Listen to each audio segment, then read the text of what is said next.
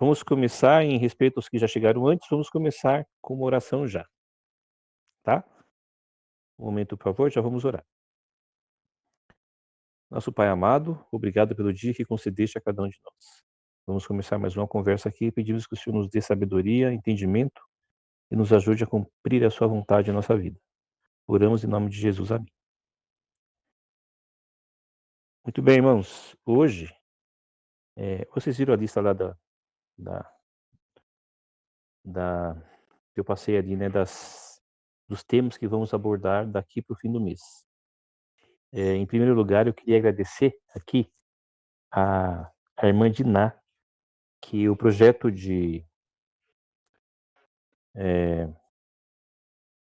o projeto inicial de fazer uma sequência de palestras abordando esses temas aí para ajudar os nossos irmãos, partiu de uma ideia em conjunto com ela. É dela o grupo, me fugiu aqui, como que é mesmo o nome Propósito de ir para o campo. É da irmã Diná.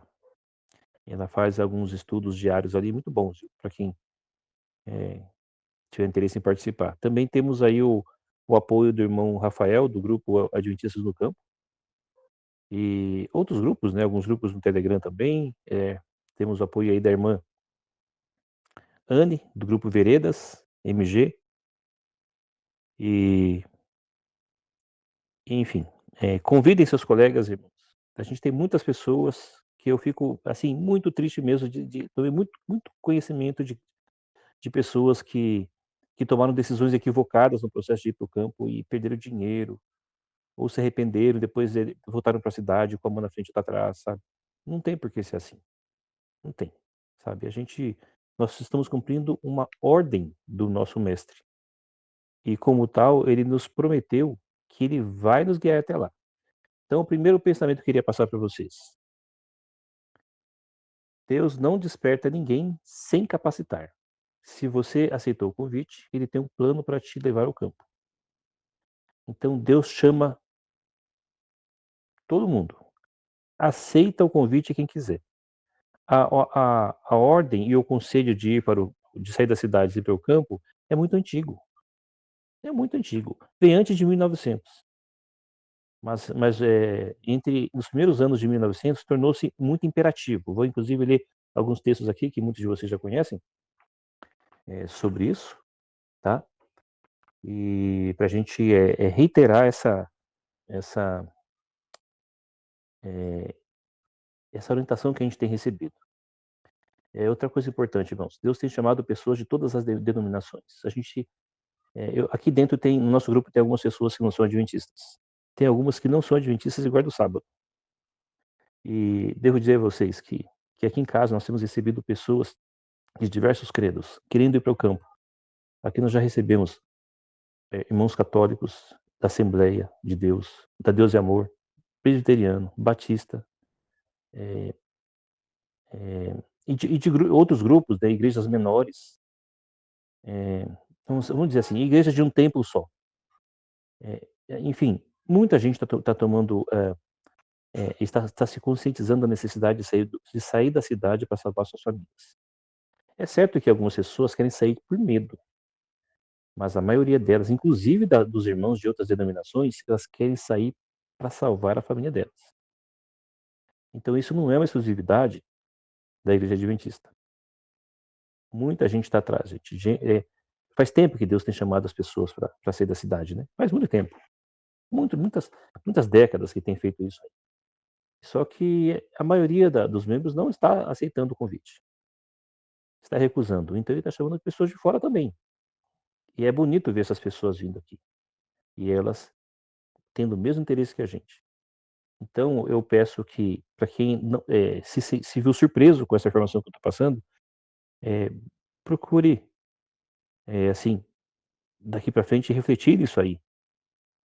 Em que você vai encontrar, muitos de vocês poderão encontrar pessoas de outras denominações com o mesmo propósito, e algumas delas poderão ser vizinhos de vocês. Então, cujo propósito delas é o mesmo, eles querem a salvação, querem sair da das más influências da cidade e e obter um preparo para aquilo que nós chamamos de tempo de angústia, e eles chamam de tempo de tribulação, é a mesma coisa, né. E, enfim, o objetivo deles é o mesmo que o nosso. Quando eu digo nosso, é porque eu também sou adventista, e a maioria aqui de vocês é adventista também, né.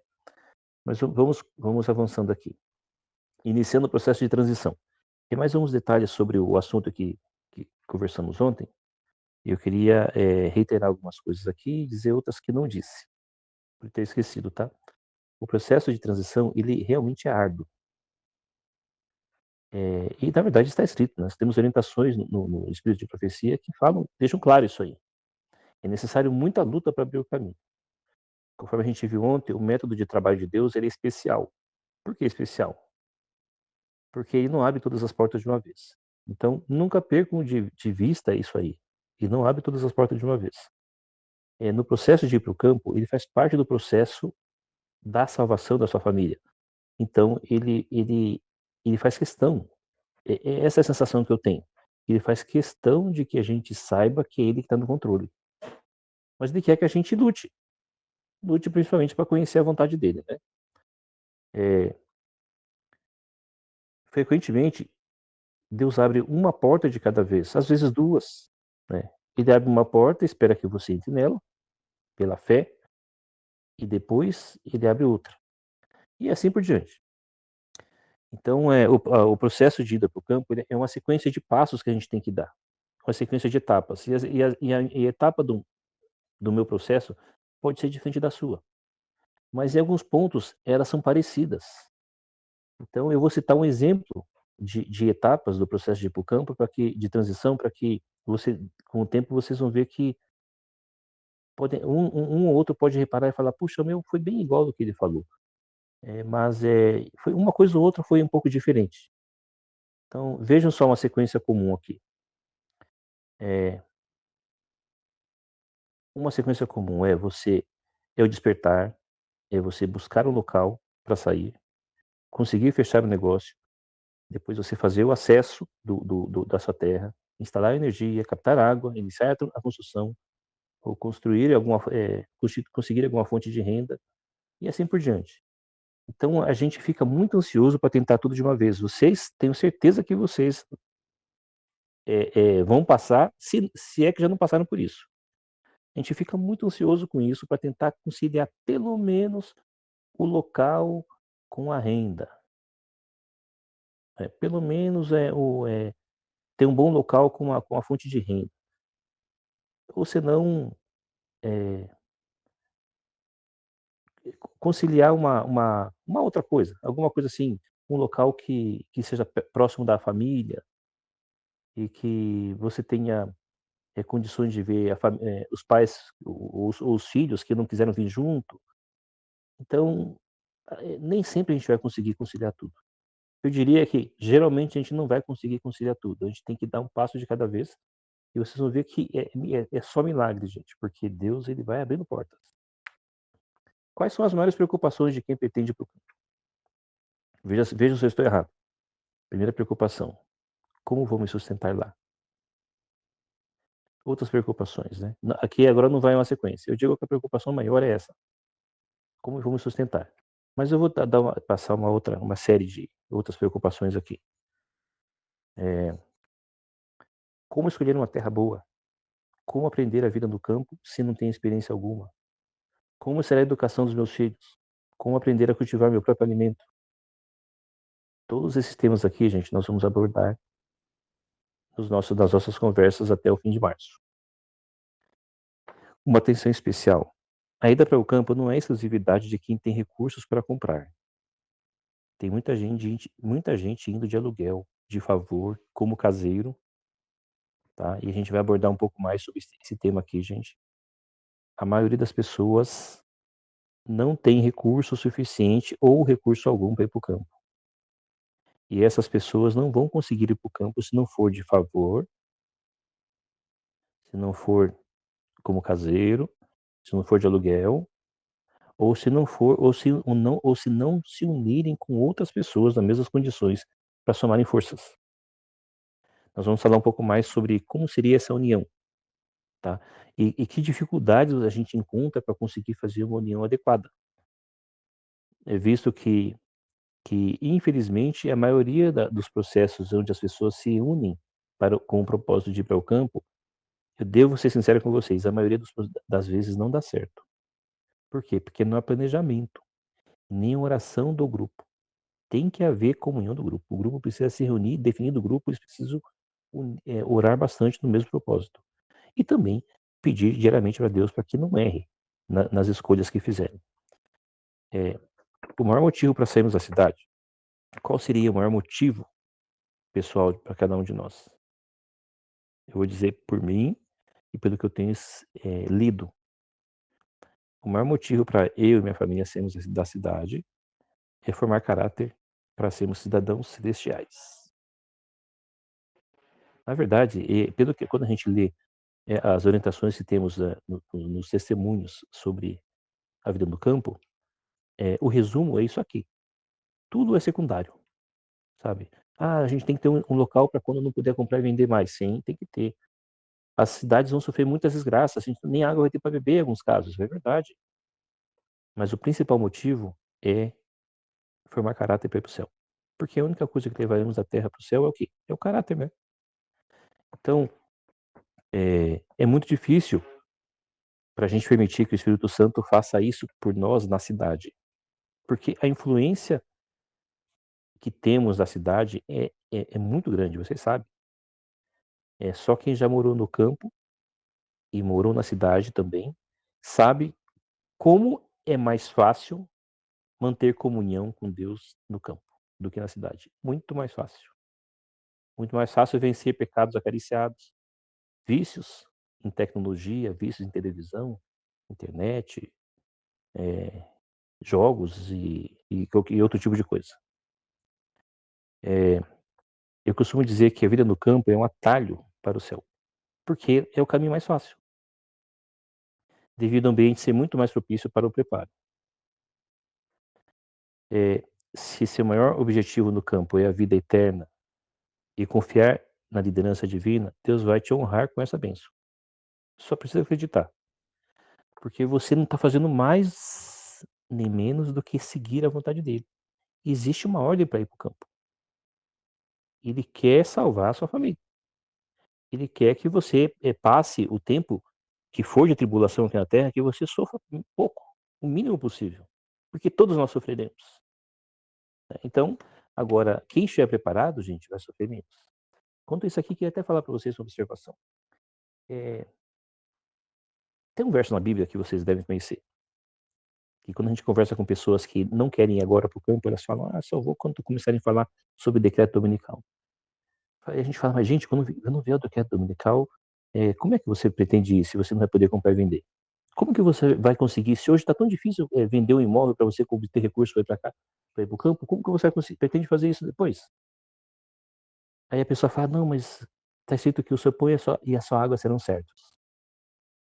Gente, que ilusão, que ilusão. Essa questão do pão e a água serem certos é o grande tempo de tribulação, é o grande tempo de angústia, qual nunca houve. Aquilo lá que está em Daniel 12:1, aquilo que Jesus disse em Mateus, é para esse tempo em que nem propriedade rural a gente vai ter mais. A gente vai estar fugindo para salvar a vida. Pouco antes da volta de Jesus. É nesse tempo que o pão e a água serão certos. No período que antecede, que a gente chama de pré-tempo de angústia ou pré-tempo de tribulação, não vai ter nada disso, gente. Quem não se preparar vai passar fome, vai passar sede, vai correr o risco de sofrer as, as pragas, né, que nem serão as pragas efetivamente ainda, mas são as desgraças que virão sobre as cidades, né, pandemias, epidemias, falta de água, falta de alimento. Aí, quando a pessoa despertar e fala, puxa, e eu devia ter me preparado antes, mas aí vai ser tarde. Então, a questão, a promessa do que o pão e a água serão certos, ela é para o tempo de angústia. O tempo de angústia de Jacó, é o tempo de tribulação. Vamos continuar aqui. Eu queria ler para vocês, creio que a maioria, se não todos, já conhecem, já leram bem, bastante vezes o livretinho Vida no Campo, da Jane White. Eu citei algumas, eu separei alguns versos aqui. Eu faço questão de lê-los porque farei um comentário bem importante a respeito disso, tá? Então, primeiro esteja cada homem ou mulher bem desperto por si mesmo e procure salvar sua família. Deus revelará ponto por ponto qual deve ser a próxima coisa a fazer. Falamos disso ontem. A importância aqui do ponto por ponto. Ou seja, e vai revelando aos poucos os pontos, ou seja, vai abrindo as portas aos poucos, à medida que você vai avançando, e vai abrindo portas.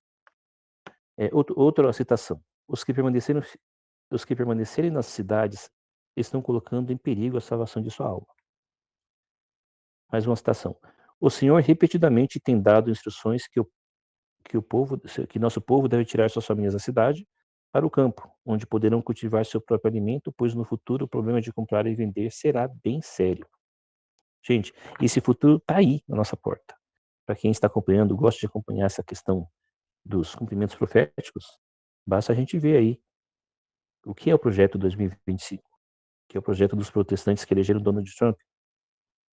O que é isso aí? Vocês lembram que lá um dos itens lá que tem no projeto 2025, ele é tornar o domingo um dia santo? E vocês sabem que o Trump ele está cumprindo isso aí à risca, né? Ele está ticando aquilo lá. E não está ticando assim, na sequência. Em alguns pontos ele está passando pula algumas páginas, mas a ideia dele é ticar tudo, porque é uma promessa de campanha que ele fez com quem o elegeu. Então, que dúvida nós temos que não haverá uma movimentação em breve nos Estados Unidos com o objetivo de tornar o domingo um dia santo. Gente, isso pode acontecer no próximo ano, daqui 2, 3 anos. Pode ser que aconteça daqui uns 10 anos ou mais? Pode, mas do jeito que a gente está vendo as coisas acontecerem, é muito mais provável que ocorra nos próximos 2 a 5 anos do que nos próximos 10 anos. Mais uma citação. No futuro haverá tanta luta e confusão nas cidades que quem quiser abandoná-las não conseguirá mais. Ninguém deve dar ouvidos a pastores que insistem que o tempo de sair da cidade é após o decreto dominical. Tais ministros terão que prestar contas a Deus. Aqui a citação é só o início. Tá? A citação é: no futuro haverá tantas lutas e confusão nas cidades que quem quiser abandoná-la não conseguirá mais. Ponto. Eu estou lendo esse texto aqui, tá? Daqui para frente é uma observação minha.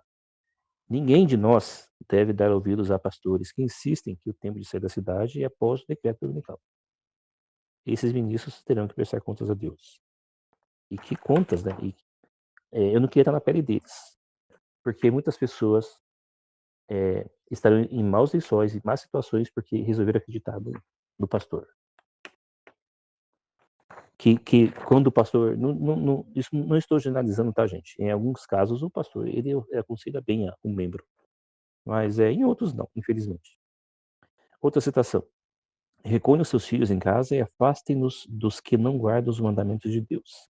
Saiam mais depressa das cidades. Opa, peraí. Sabe quando que escreveu isso aqui, gente? Em 1902. Quanto tempo que faz isso aí? Saiam, a ordem é imperativa, saiam mais depressa das cidades. Aqui, obviamente, entendemos que a educação dos filhos no campo deve ser em casa, no homeschooling. Podemos falar sobre isso no futuro, tá? Não coloquei em detalhes isso aqui, mas a gente pode conversar um pouco sobre isso aí depois, mais à frente, em outro dia. Mais uma citação: saiam das cidades o mais depressa possível e comprem um pequeno pedaço de terra. Pequeno pedaço de terra? Isso. Não diz um grande pedaço de terra. Mas, gente, sobre isso aqui, eu quero aproveitar e já abrir um parênteses e falar para vocês. Muita gente aí pergunta: qual é a quantidade de terra adequada que eu devo comprar? Gente, no início eu tive que buscar informações em órgãos de apoio à agricultura, órgãos do governo, porque eu não encontrava nada assim, sabe? Peguei informações de pessoas que já moram no campo, de pessoas que são produtores rurais. Depois eu fui, até lembrar, eu fui atrás, sabe? Eu achei cruzei algumas informações para dizer para vocês o que eu vou falar agora. Vocês sabem que na maioria dos municípios brasileiros, para você estruturar uma terra, a quantidade mínima de terra que você tem que ter é 20.000 metros. Em alguns casos é 30, em alguns casos específicos é 10, outros é 40, mas existe um um movimento forte de unificar isso aí, unificar para 20.000 metros. Isso quer dizer que se você comprar uma terra menor que isso aqui, você vai ter só o contrato de compra e venda, né, só o contrato de compra e venda. Ah, mas, puxa, nós somos só 2 em casa, a gente não precisa de 21 metros. Não precisa mesmo, não precisa mesmo. Gente, nós compramos aqui 30.000 metros, se eu não dei conta, depois do segundo ano a gente vendeu de volta para a fazenda 10.000 metros. Não dei conta, tá?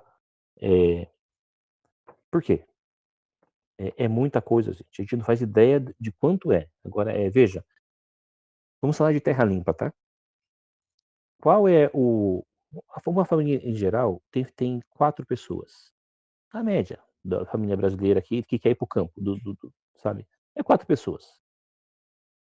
Qual a quantidade mínima de terra limpa boa para 4 pessoas? Terra limpa. O mínimo é 10.000 metros. Mínimo.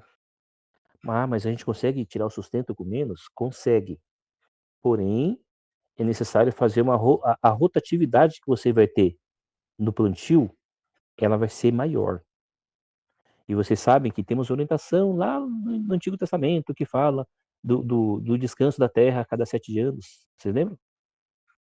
Gente, isso aí tem um baita fundamento, que a gente precisa olhar isso aí e praticar, buscar praticar a terra também nos nossos dias.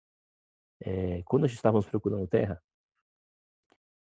nós encontramos muitas terras boas com água. E eu me perguntava, sabe, eu ficava muito preocupado, por que esse preço está abaixo? Eu estava bem assim, calejado já da do da do de do que vale uma terra em determinadas regiões.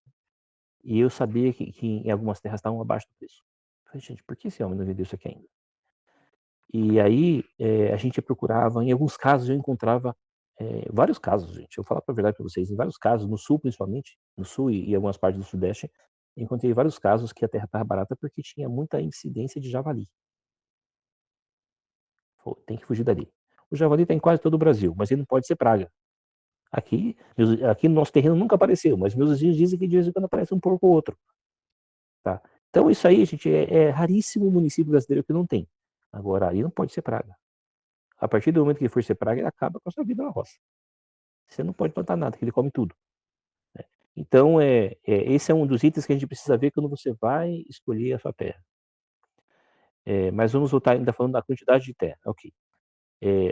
O conselho diz, se possível, saia o mais depressa possível e compre um pequeno pedaço de terra.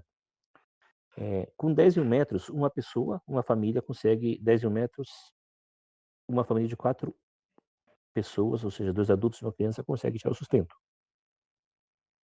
Com 5.000 metros limpos também é possível tirar o sustento também, porém é um pouco mais difícil. Abaixo disso é extremamente difícil, gente. A família teria que contar com como chama? Ela teria que contar com poucos itens, com os itens essenciais de alimento, para que ela consiga, aproveitar bem o espaço. Então, muitas pessoas já uma vez eu dei uma palestra sobre esse assunto, em outro grupo, uns 2 anos atrás, e aí algumas pessoas me abordaram e falaram: "Mas você viu lá nos Estados Unidos que tem uma família que pegou 3.500 metros de terra e ganhou uma fortuna com aquilo?". Gente, não é isso que eu tô falando. Nós não estamos falando de tirar o sustento, de você tirar recursos para você comprar e vender. É para você comer mesmo. Essas famílias, esses casos famosos que tem nos Estados Unidos, principalmente, de pessoas que plantam de tudo e vendem de tudo lá, elas plantam essencialmente hortaliças e vendem para todo lugar, vende para toda a vizinhança. Eles tiram uma boa renda ali. Agora, imagine que essa família precisasse, eles não tivessem acesso a supermercado, eles precisassem tirar o sustento dali. Eles conseguiriam tirar? Até nós, essa família aí dos Estados Unidos que ficou famosa por produzir, de tirar, uma renda alta no meio de uma metrópole ali, sabe, dentro de um terreninho pequeno, ainda mais ali, essa família tinha, se não me engano, eram 6 pessoas.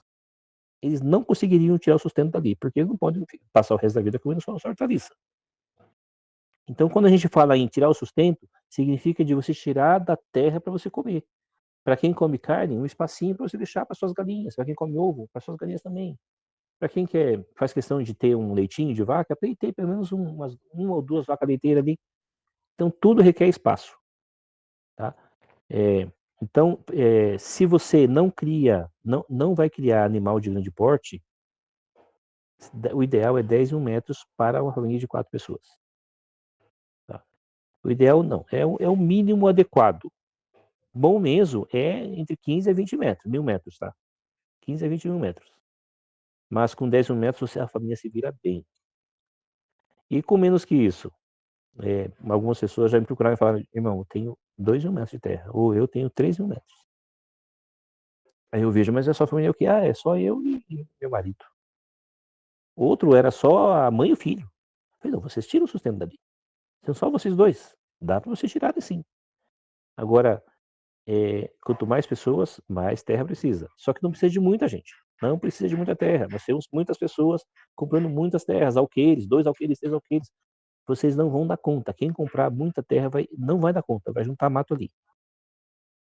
Não vai dar conta. Por quê, principalmente? Porque a gente não consegue mão de obra. Precisa de mão de obra para limpar. Nessa época agora, eu não, quase não venço, gente. É direto roçando. Se você não roçar, o mato toma conta de tudo. Quando começa a chover, o mato toma conta de tudo. De tudo mesmo.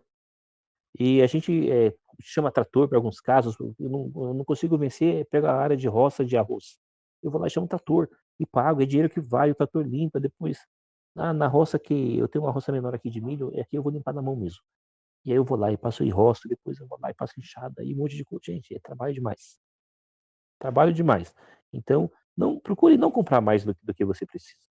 Tá? Se a sua família é pequena, você se vira muito bem com 4, 5 mil metros de terra. Se for bem pequenininho, se for só você e mais um.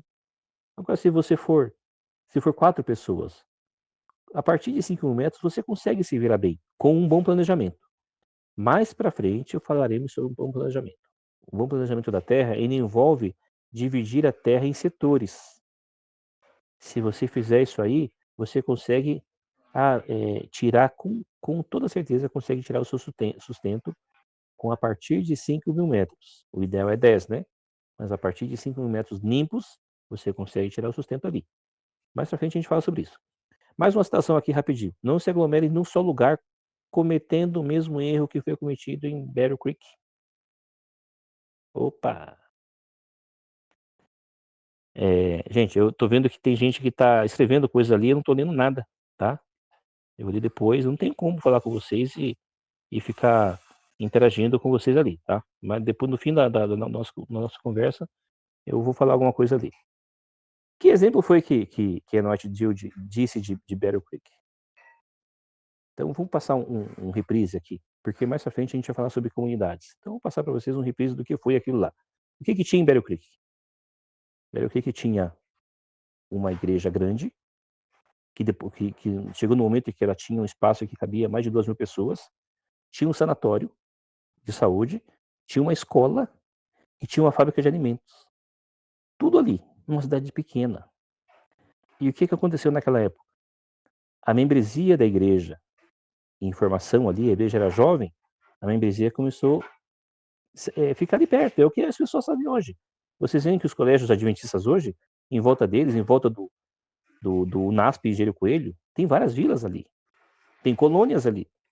Em volta dos colégios de outros estados, tem várias vilas. Você sabe que a maior concentração brasileira de adventistas que existe, ela fica no entorno do IAE, antigo IAE São Paulo, o NASP São Paulo. E onde mais que tem uma concentração grande de adventistas considerada colônia? Na cidade de Hortolândia. É a segunda maior colônia de adventistas do Brasil, é ali. Agora, vamos falar do pessoal que está no campo. Onde é que tem uma concentração grande de adventistas? Vou dar um exemplo aqui, tá? 2 exemplos. Um exemplo, assim, que tem maior, que me vem na mente é Capitólio. Tem muita gente lá. Embora a maioria das pessoas não estão muito perto de outra. Não estão tão perto, não. É que o município tem bastante pessoas. Outro local que tem bastante, Itapeva, em Minas. A maioria das pessoas também não estão muito juntas ali, mas o município tem bastante pessoas. Agora, nem por isso dá para se considerar exatamente uma colônia. Por quê? Porque eles não estão tão próximos do outro. As famílias, elas se reúnem. Ainda hoje eu me encontrei com várias famílias que estão no campo. A gente fez um encontro bem bacana na casa do amigo nosso. E a maioria deles mora ali no entorno de Itapeva, mas não moram um perto do outro ali. Então, o que é uma colônia, gente? Uma colônia é um aglomerado de pessoas muito grande que moram no mesmo local ali, emparelhados um do lado do outro ali, formando ruas, vielas e tudo mais. Agora, uma notícia importante que poucos sabem. Vocês devem saber que uma boa parte da fase mais idosa de Ellen White, ela morou no campo, né? E ela morou numa comunidade. Quantos sabiam disso aí? E você sabe quantas pessoas tinham lá? Olha, eu não vi a citação, mas pela a descrição que ela dá, quando ela cita essa época da fase dela, em alguns testemunhos, eh, eu entendo que ela tinha 3 ou 4 vizinhos, que moravam ali do lado da casa dela mesmo, ali, na cerca mesmo, sabe. E isso era uma pequena comunidade que ela morava. E ela contava com a ajuda dos vizinhos e ajudava os vizinhos também. E do outro lado dessa comunidade, ela tinha vizinhos que não eram adventistas. E alguns adoeciam de vez em quando. E sabe o que ela fazia às vezes? Teve até um caso interessante que a neta dela contou. Tinha uma vizinha dela, isso aqui, gente, não quero criar polêmica, tá? Só para dizer que ela criava galinhas. Ela não comia, mas ela criava galinhas. Uma vizinha dela ficou doente e eles ajudavam os vizinhos com tratamentos naturais, tentou de tudo com ela, a mesma coisa que fazia com outros vizinhos, e não deu certo. Aí ela ficou frustrada e falou: "Não sei o que fazer mais para você. Porque tudo que eu faço para os nossos vizinhos, eu faço para você e não dá certo. Você não sara." O que ela disse? "Você tem alguma coisa?" Ela perguntou: "Tem alguma coisa que eu posso fazer por você, irmã?" A senhora toda simples falou o seguinte: "Sabe, quando eu fico ruim assim, se eu tomo uma canja, eu melhoro." Sabe o que ela fez? Ela mandou um empregado dela matar uma das suas galinhas, da galinha dela mesmo. Ela mesmo fez uma canja e deu para a pessoa. E a pessoa começou a melhorar, gente. Que coisa, hein? E é até interessante essa história aí, que um dos netos dela depois, ele não queria, comer nada que se fizesse na panela que ela fez a canja, porque ele era vegetariano. Então, aí ele falou: "Não, mas não tem nem o cheiro da galinha mais aqui." "Não, mas não quero mais, não quero. Se você cozinhar nessa panela, eu não quero." Tá, mas vamos avançar aqui. Mais uma citação aqui. O alerta, espera um pouquinho só, uma observação que eu queria fazer aqui. O alerta para não se agrupar em colônias é para facilitar a divulgação do evangelho. O capítulo 6 do livro Vida no Campo aborda isso, tá. Inclusive, ela cita em alguns trechos em que, o ideal é que as pessoas vão para o campo de 2 em 2. Mas nesse contexto é importante, nesse contexto ela não está falando que é de 2 em 2, no máximo 2 pessoas por região. Não é isso que ela está dizendo não, tá. Ela está dizendo que a pessoa não deve nunca ir sozinha para anunciar o evangelho. Vai pregar seja nas evangélicas, vá com alguém, tá. Você vai pregar numa região, tem uma região aqui que ninguém sabe que Jesus vai voltar. Não vá sozinho, vá com alguém. Tá, então é porque, eu precisava abordar esse assunto, gente. Eu tenho conhecimento de muitas pessoas que não têm recurso. Como eu disse para vocês, a grande maioria do nosso povo não tem recurso para ir para o campo, não tem recurso, ou o recurso é muito limitado, e eles precisam se unir com outras pessoas para ir para o campo. Se não se unirem, terão que ir de aluguel, e se for de aluguel, haverá um tempo que não vão conseguir pagar o aluguel. Como vai ficar? Hoje eles conseguem, e no futuro? Então, se você se unir entre, assim, vamos dizer 4 ou 5 pessoas, vocês vão num local que não tem presença ou tem pouquíssima presença de adventistas, vamos dizer assim, ou de pessoas que têm interesse em pregar sobre a volta de Jesus. Então, se estarem ali, gente, não há problema algum se você estar ali. Não é errado, isso nunca vai ser uma colônia. Se isso for colônia, então não é de morar numa colônia. Mais uma citação. A necessidade de planos bem definidos. Não saiam às pressas sem saber o que estão fazendo. Gente, entre 2020 e 2022, teve muita gente que saiu por causa da pandemia e desistiu. Tomou decisões erradas, equivocadas, não fez planos. Assim, vamos dizer que a pessoa nem orou direito. E acabou se arrependendo e voltando. E eu não vi até hoje um caso das pessoas que voltaram e voltaram melhor do que saíram. Não teve um caso, irmãos. Sabe? E algumas, se eu falar para vocês, tem pessoas que abandonaram a fé por causa disso. Mas a culpa é de quem? É de quem não planejou. E o que a gente está ajudando vocês aqui agora é ajudar vocês a ter um norte para vocês se planejarem. O plano é de Deus. Só que Deus se agrada que a gente corra atrás. Ele gostaria muito de chegar para nós e falar assim: olha, Adilson, você está queimando a cabeça aqui. Não é assim que eu quero que você faça. Você tem que fazer assim, assado. Se fizer isso para mim, eu morro. Eu sou fulminado. Por quê? Porque Deus é santo e eu sou pecador. Então, ele tem outros meios de fazer a gente compreender a vontade dele, né? E a gente tem que se esforçar. E se a gente se dá o nosso máximo para se buscar fazer a vontade dele, e, e a gente pode cobrar dele depois. Com todo respeito, a gente pode se ajoelhar e falar assim: tudo que está no meu alcance eu estou fazendo. Se há alguma coisa que eu não fiz ainda, me ajude, me mostre. O que eu quero te agradar, eu quero fazer a sua vontade. Então me ajude a entender a sua vontade e executa ela na minha vida, porque eu não quero dar passos errados. Eu não posso, nem posso dar passos errados. E ele vai te abençoar, irmão. Eu vi muitos casos de pessoas que foram para o campo antes de mim e eles me disseram que Deus abençoou eles.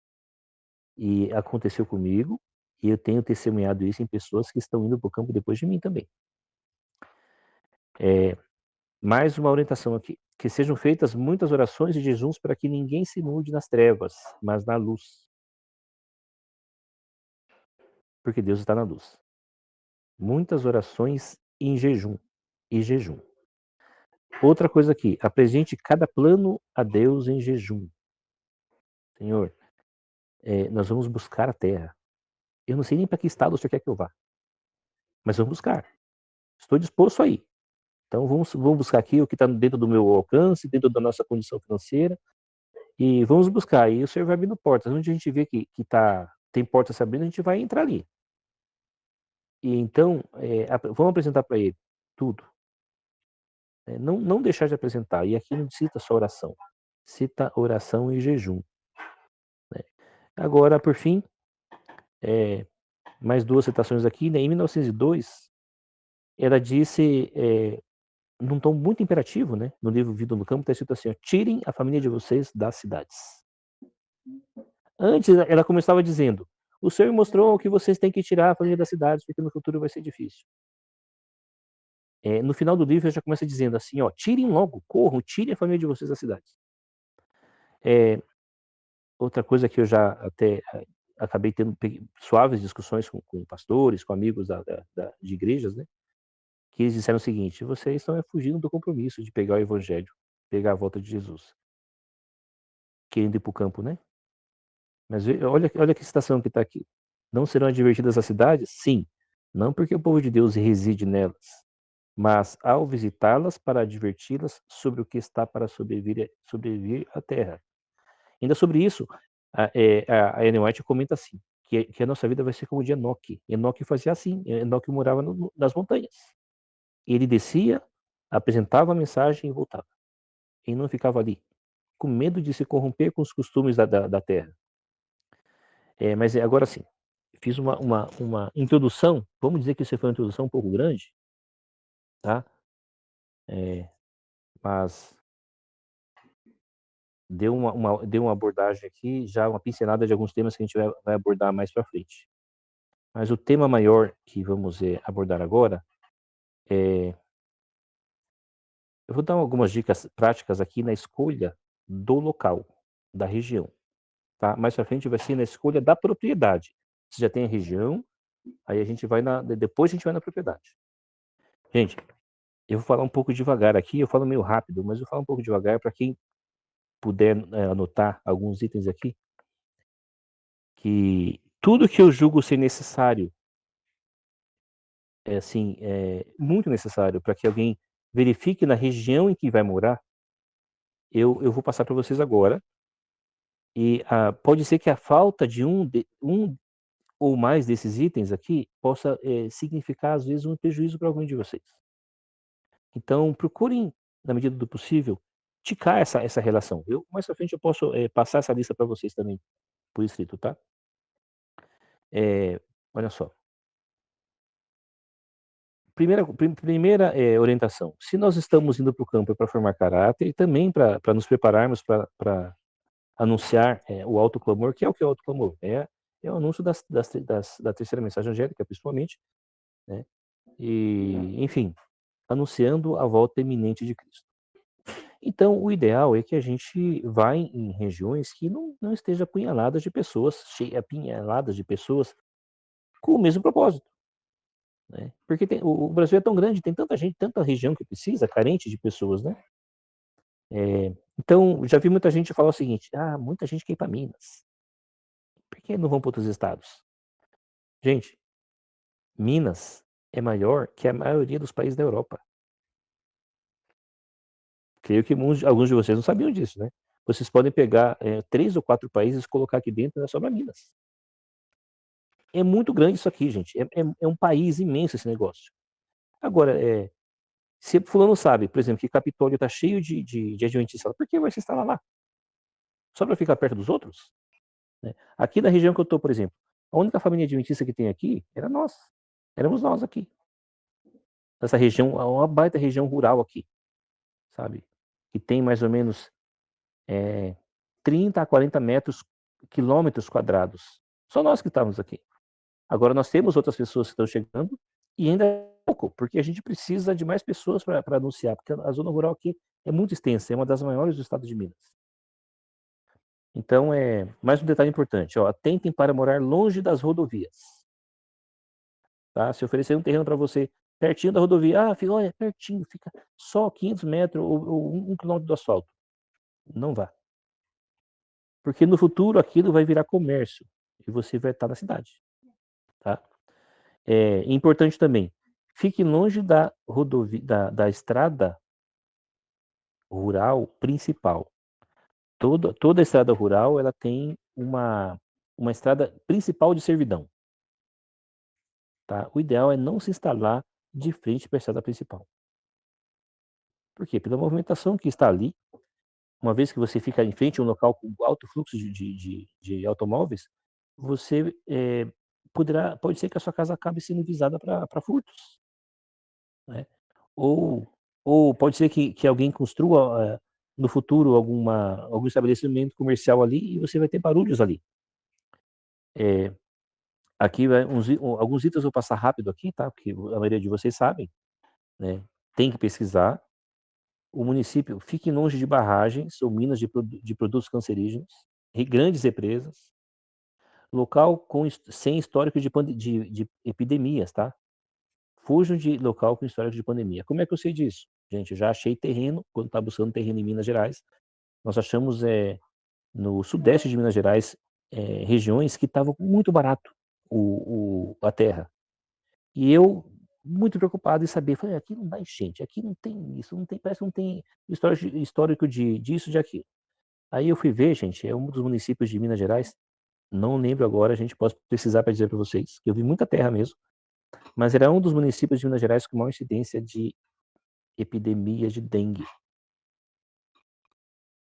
Vocês acreditam que até na zona rural tinha? Por que eu não sei? Porque no campo você tá mais, tá menos sujeito a isso. Mas então, tem como saber isso aí. O Google te ajuda com essas coisas. Outra coisa, sem histórico de enchentes e deslizamentos. Longe de grandes rios. Longe de presídios. Longe de lugares turísticos. Tá? É comum você vai visitar um lugar, o corretor vai lá e fala, eu tenho uma vantagem aqui. Nós estamos apenas 1,5 km da cachoeira. Na maior cachoeira mais bonita daqui. Até parece que isso é bom. Não é bom. É só esquentar que em frente à sua casa, Na rua que passa, que dá acesso à sua casa, vai ter um monte de carro indo e vindo.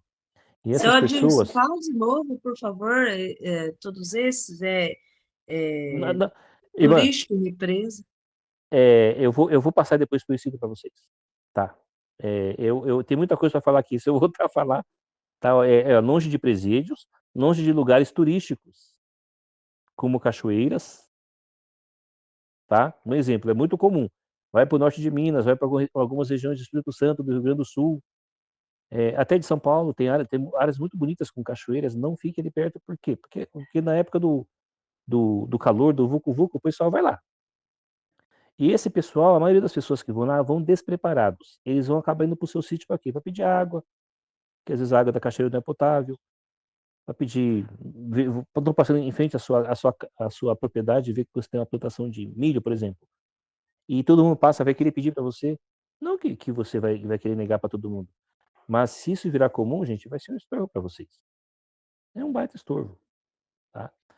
Longe de casa de veraneio. Isso aqui é muito importante, gente. Eu vi pelo menos 4 casos de pessoas que não identificaram que um dos seus vizinhos era uma casa de veraneio. E ele só ia no final de semana ou ir nas férias e passavam fazendo bagunça. Era só bagunça. Era só som alto, funk, sertanejo e tudo que não presta.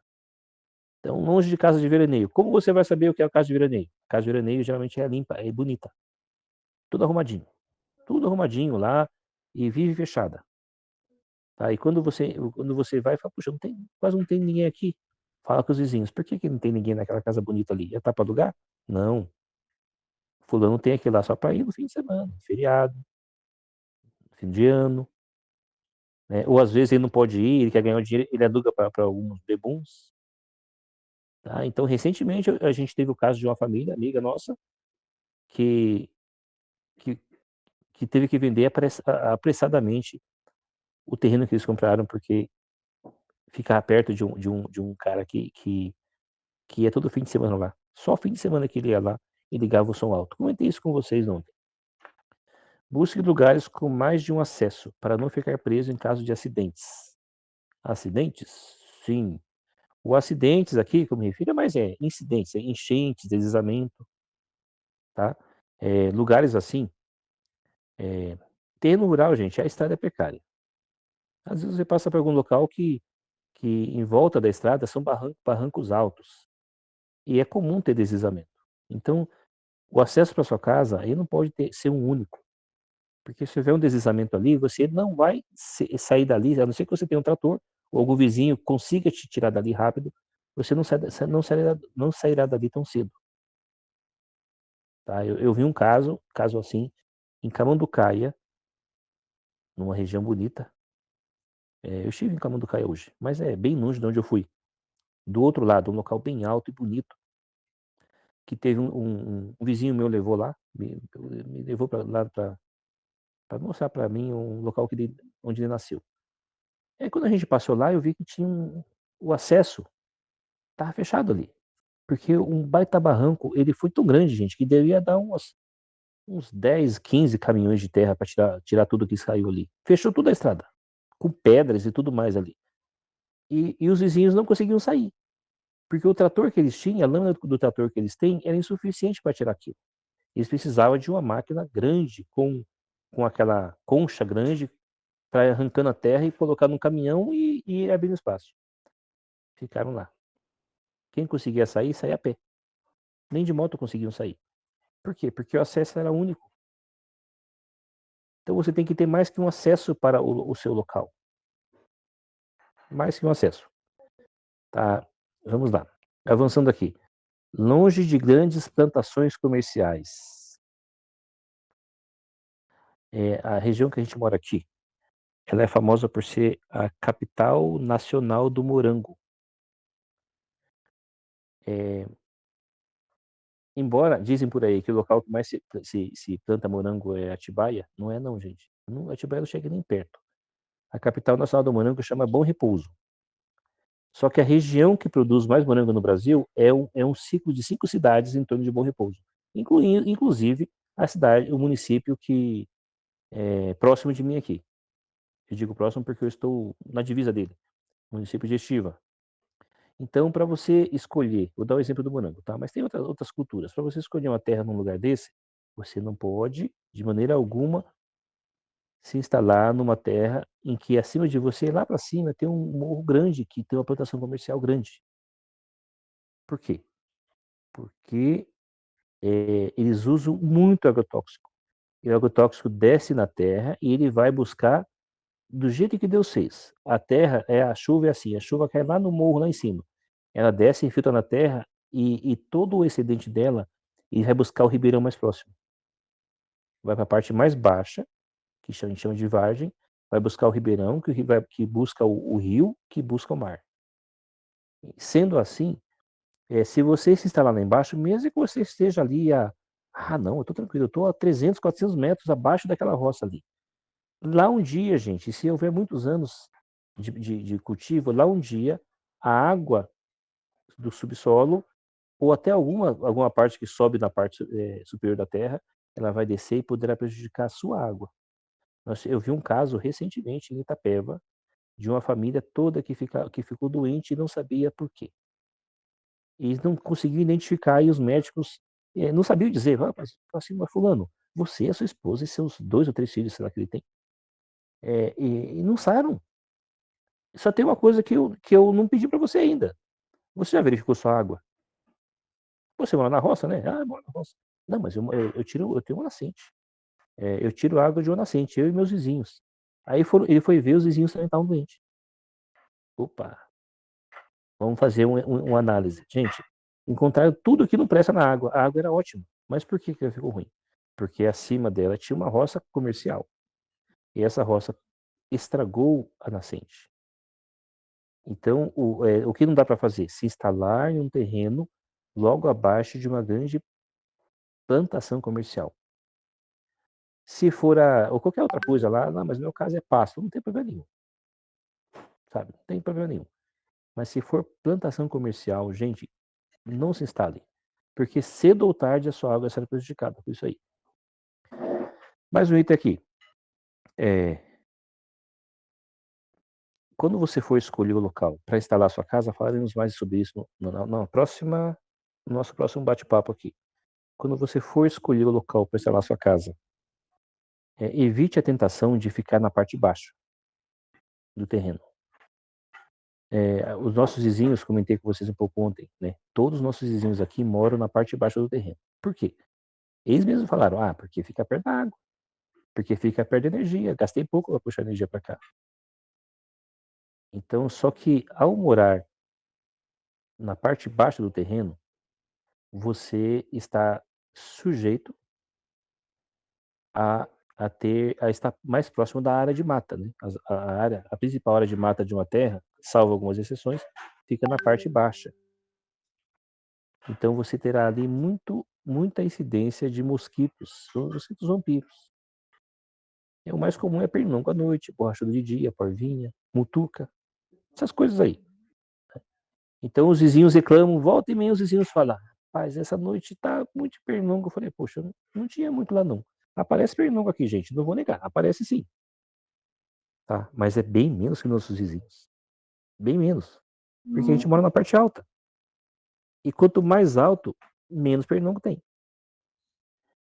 A gente não pode se iludir também achando que vamos morar lá em 1.500 metros que não vai ter pernilongo. Vai ter. Tá, vai ter. Vai ter menos, mas vai ter. Infelizmente, esses bichinhos vampiros aí, eles conseguem sobreviver a grandes altitudes. Tá? Outro motivo principal, bom para vocês não se instalarem na parte baixa, é por conta da parte da incidência do sol. Falamos sobre isso também, né? O sol.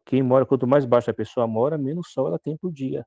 Menos horas sol ela tem por dia. Mas quando o sol bate muito na minha residência. Eu vou falar uma coisa para vocês que eu andei pesquisando e comprovei aqui em casa. O melhor sol para a saúde do homem e também para as frutíferas é o sol matutino. São as primeiras horas do sol do dia. E quando a gente mora num local muito baixo, são justamente essas horas que você perde. Você acaba perdendo as primeiras e as últimas horas. Então, se puder evitar um local muito baixo, evite. É aquele negócio, eu estou numa área alta, mas estou num lugar muito baixo que o sol quase não vem aqui. Evite, tá? Avançando aqui. Ainda sobre isso, tem uma observação que eu anotei aqui no meu rascunho. Ó, no inverno, nós temos sol 10 a 12 minutos após ele nascer. Já bate aqui em casa. Os nossos vizinhos, eles têm assim de 30 a 60 minutos depois. Por quê? Porque o sol vai ter que subir o morro, ultrapassar as montanhas mais próximas e também as árvores, né? Para conseguir banhar a casa deles lá. Outra pergunta comum que as pessoas me fazem: qual a distância mínima adequada para você viver na cidade, fora longe da cidade? Gente, eu vi casos em que a pessoa morava a 5 quilômetros da cidade e parecia que ela estava a 50 quilômetros. Por quê? Porque não tinha nada entre ela e a cidade. Ou seja, a cidade não tinha expectativa nenhuma de crescer para lá. Mas, se não for o caso, a distância deve ser maior. Tá? Daí, o adequado é, assim, uns 8, 10 quilômetros no mínimo, tá? Longe da cidade. Não basta ser longe apenas da cidade. É importante saber onde está a vila na área rural mais próxima. As pessoas acabam, alguma família com casa, as pessoas, como se forma uma vila assim? Geralmente ocorre assim, havia uma fazenda ali, aí os filhos cresceram, casaram e começaram a construir casa em volta da casa principal, e depois chegou um outro parente, um outro amigo, e colocaram um mercadinho, um bar e formou uma vila. Então é, nós estamos a 20 quilômetros da cidade mais próxima. Porém, nós estamos a 8 quilômetros da vila mais próxima. 8 quilômetros. E se eu não tivesse visto onde tinha essa vila mais próxima? E digamos que essa vila fosse 2 quilômetros daqui só. Para mim seria um problema, porque essa vila poderá crescer. E à medida que ela vai crescendo, e poderá no futuro, quem sabe 10, 15 anos, não sei se o mundo durar até lá, ela vai se emancipando, né? E com o tempo a cidade chega em você. Então é muito importante se atentar a isso também, né? Longe de matadouros, pois o cheiro é insuportável. Então, aqui eu lembro da cidade, ali perto, um pouco para cima, depois de Bragança Paulista, Pedra Bela. É um local do interior de São Paulo, perto de Minas Gerais, um local muito bonito. É bonito mesmo, gente. Muito, muito bonito. Nós somos lava e terra. E graças a Deus eu fui numa época em que o vento que estava soprando, ele estava soprando em direção ao acesso da cidade. E eu senti um cheiro terrível, muito ruim, de coisa podre mesmo, sabe? E eu consegui parar para perguntar para alguém: o que cheiro é isso aqui, gente? Parece que é um cemitério, sei lá, alguma coisa. Parece que tem carne podre jogada nos cantos aí, mataram bois aí. Eu falei, não. Ele falou: não, tem um grande matadouro de porco, o maior matadouro de porco da região aqui. Ele fica longe daqui, só que é tão grande o matadouro de porco, abatedor de porco, sei lá, que quando o vento muda, ele vai para a cidade. Ele pega toda essa região aqui. Eu falei, gente, o que é isso? Impossível morar num lugar desse aqui. Aí eu desisti de ver, eu ia lá para ver um terreno. Desisti de ver. O cheiro insuportável. Tá, essa é uma situação difícil, mas é importante saber. Porque quando a pessoa, não sei quem de vocês já foi conhecer Pedra Bela, se você for em outra época, que eu já voltei lá também, nem lembro porque, sabe, acho que eu voltei lá por curiosidade. Porque eu acabei pegando uma estrada que passava lá e falei, deixa eu entrar aqui, vai. Eu não senti cheiro algum, gente. Não senti cheiro algum. O vento não estava soprando para lá. Fui lá, conheci os pontos turísticos de Pedra Bela, achei bonito, mas já sabia. Falei, não, aqui não. Aqui não dá para não. Outra coisa também, longe de áreas com desvios de rodovia. Se você mora ali, moro 5 quilômetros da rodovia, ou 10 quilômetros. E a rodovia tem Fernão Dias, dá um exemplo que nós temos aqui. E sempre tem acidentes. Então sempre vai ter um desvio onde caminhões e carretas, carros, todo tipo vão passar por ali. vai ter seria um fluxo muito grande de carros perto de você.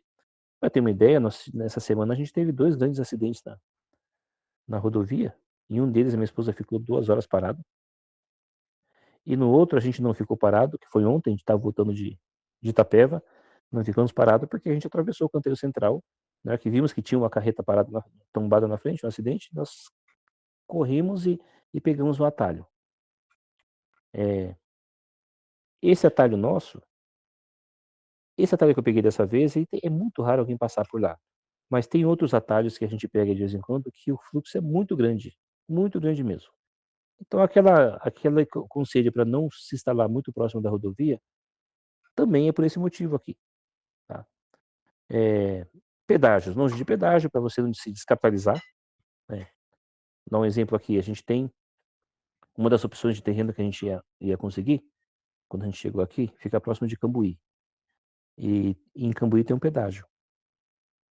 E aí aquilo já tinha me deixado com o pé atrás. Opa, se for trabalhar em Cambuí, por exemplo, ou vou fazer compra em Cambuí, seja o que for, a gente vai ter que sempre ir e voltar, e na ida e na volta eu tenho que pagar pedágio.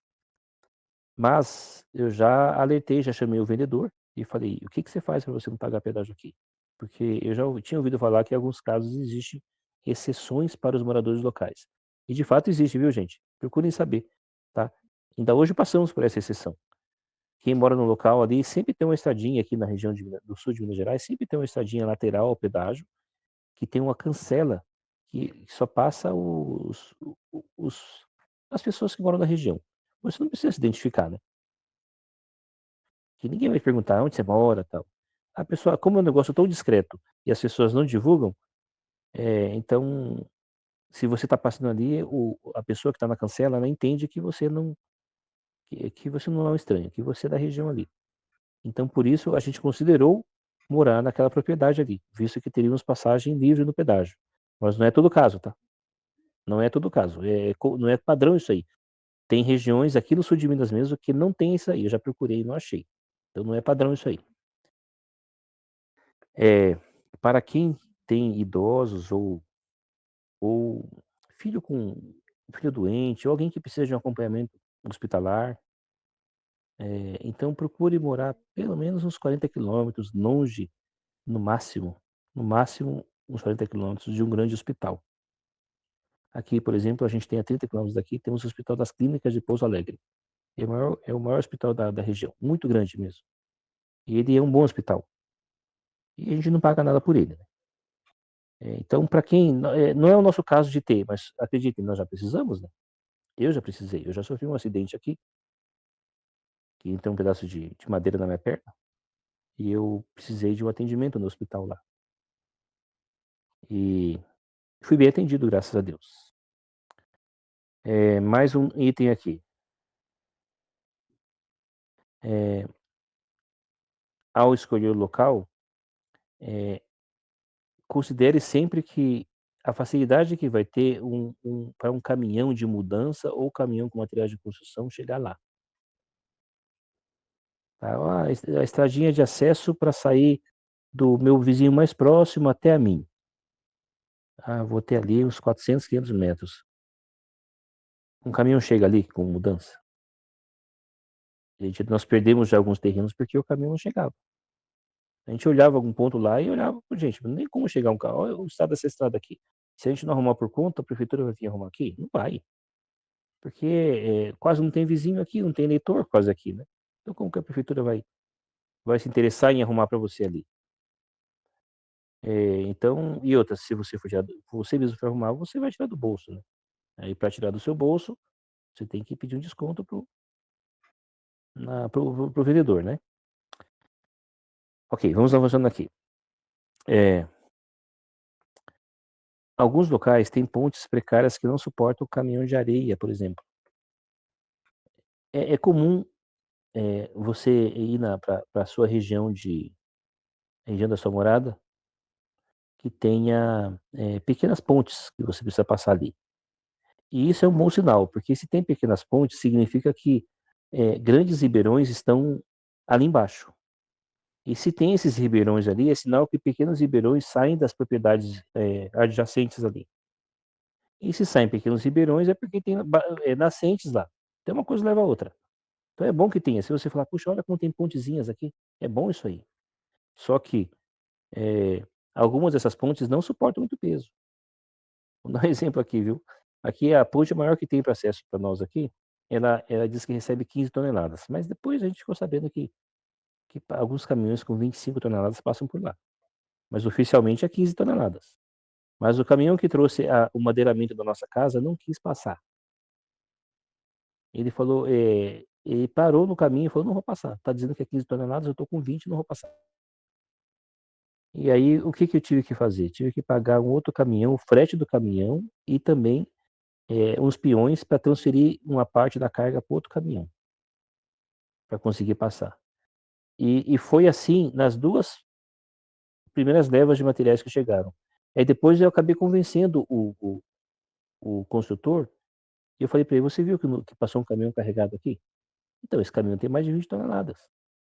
E está passando normal, não parece que não mexeu em nada na ponte. Então, chega, gente, vamos passar logo nessa ponte aí, até que eles criaram coragem de passar, e começaram a passar.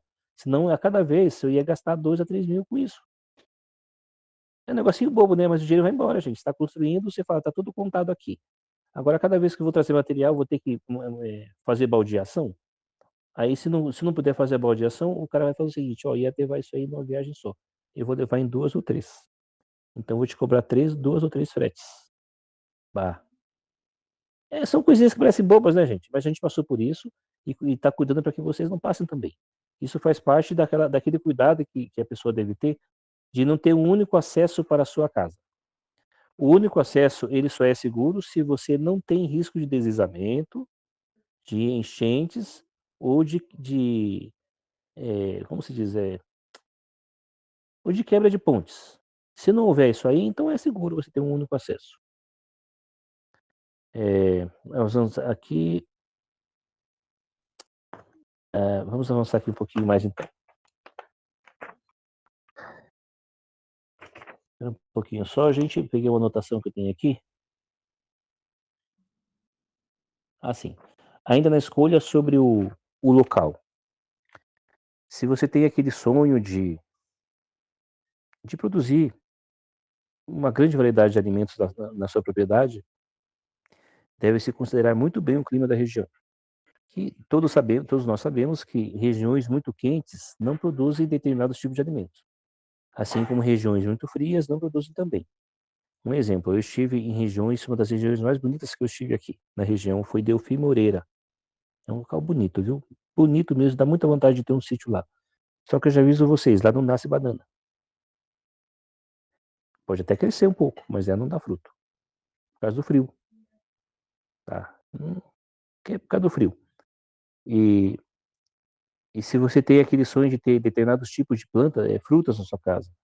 Eu estive em cidades, por exemplo, que tem pés de manga, mas a manga não vai para frente, não dá fruta também. Tem regiões aqui na região, em torno de nós aqui, que as pessoas não conseguem cultivar mamão. Porque são frutas que umas não suportam frio, outras não suportam muito calor, e assim por diante. Então, se a pessoa fala, não, eu não abro mão, minha fruta preferida, por exemplo, é melancia. Então, cuidado onde você vai, porque vai ter lugar que você não vai conseguir produzir melancia. Estude bem isso aí, tá? E essas coisas não tem, assim, muito segredo. Você consegue informações boas fazendo busca no Google. No Google você consegue apostilas ótimas, sérias, sabe, que falam sobre esse assunto. Não é difícil encontrar, não. Tá?